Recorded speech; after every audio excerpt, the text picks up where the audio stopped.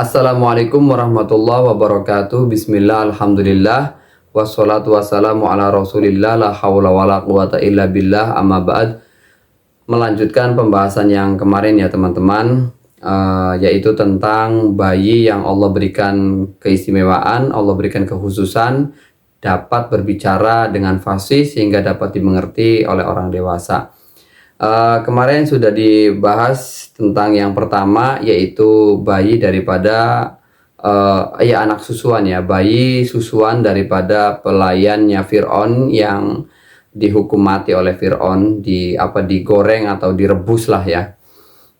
Itu nanti ada, dicari saja di video saya yang lain, itu ada di part 1. Nah sekarang pada part 2 nya, yaitu siapa sih bayi yang Allah kehendaki bisa bicara di usianya yang sangat kecil, yaitu bayi yang kemudian ketika dewasa, ini nomor 2 ya, bayi yang ketika dewasa dia akan menjadi saksi tatkala Nabi Yusuf difitnah oleh Zulaikha. Ini saya bacakan ya, dalam kitab tafsir Al-Qurtubi, saya bacanya dari Al-Qurtubi nih. Ini berawal dari, sebenarnya panjang ya ceritanya, cuman saya ringkas, mengambil dari ayat yang ke-26 saja dulu. Qala hiya rawadatni an nafsi wa syahida syahidun min ahliha in kana qamisuhu qudda min qubulin fasadaqat wa huwa minal kadzibin. Jadi pada intinya bahwa Zulaikha ketika itu menginginkan Yusuf untuk menuruti hawa nafsunya, dalam arti ingin berzina begitu ya.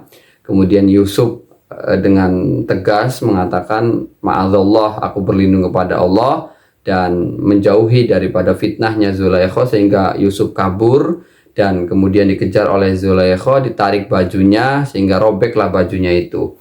Kemudian Zulaikha memfitnah bahwa Yusuf punya keinginan buruk atau hendak memperkosanya begitu. Lalu di ayat 26 ini Yusuf membela diri.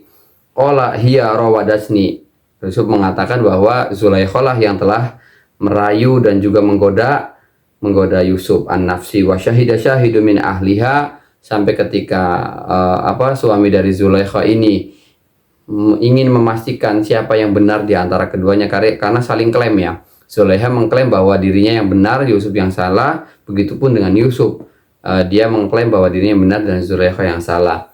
Wa syahida syahidu min ahliha in kana qamisuhu qudda min qubulin fasadaqat wa huwa minal kadzibin.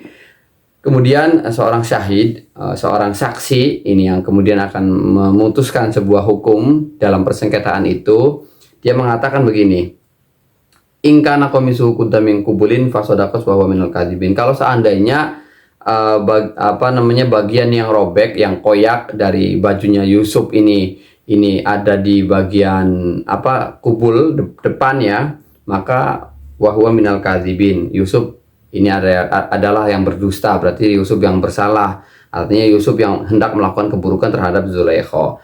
Tapi sebaliknya ayat 27, wa in kana qamisuhu qudda min duburin fakadzabat wa huwa minas shadiqin. Kalau seandainya ternyata yang robek dari bajunya Yusuf itu di bagian belakang, ini yang belakang ini, maka Yusuf yang benar, berarti Zulaikha yang berdusta, berbohong begitu. Karena kan kalau seandainya Yusuf bersalah, mestinya kan begini, Yusuf kalau seandainya mau melakukan sesuatu yang buruk pada Zulaikha memberontak, sehingga pasti bagian depan yang robek.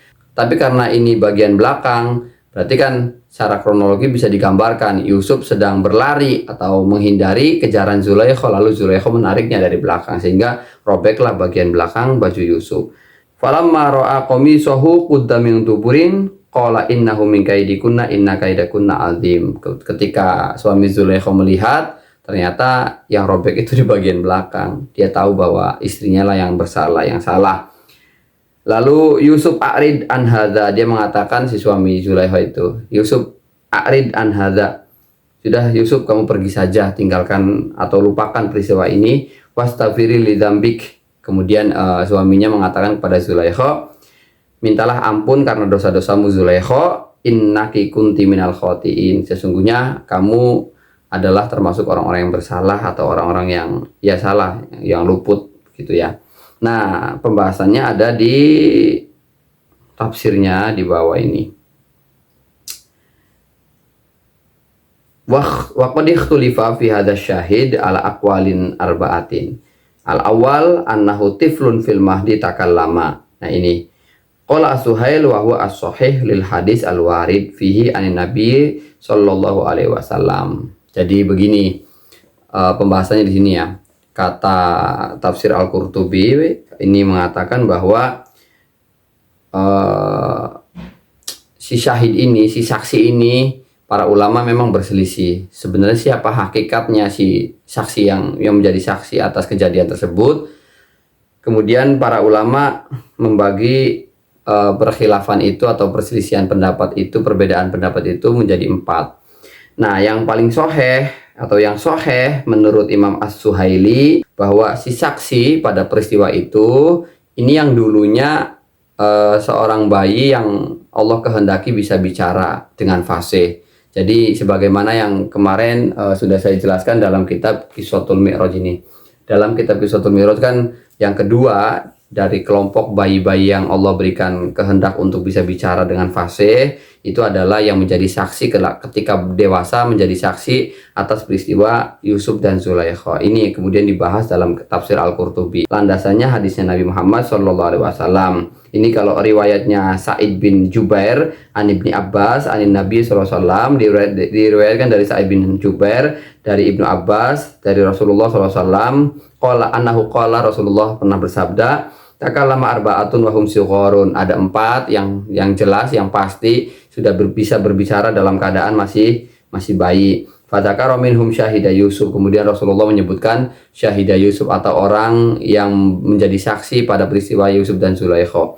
Kenapa di sini 4? Di video yang saya buat itu ada 11 karena memang pada dasarnya dalam kitab Qissatul Mi'raj sendiri itu awalnya menyebutkan 4 sesuai dengan hadis Nabi. Tetapi para ulama ini menambahkan ada berapa 7 tambahan ya, 7 orang yang ternyata juga dimasukkan dalam kategori asobi alladzi yatakallam fil mahdi, anak yang bisa bicara di saat masih usia bayi begitu. Itu yang kedua. Nanti untuk ketiga di versi selanjutnya atau di part selanjutnya. Terima kasih. Assalamualaikum warahmatullahi wabarakatuh.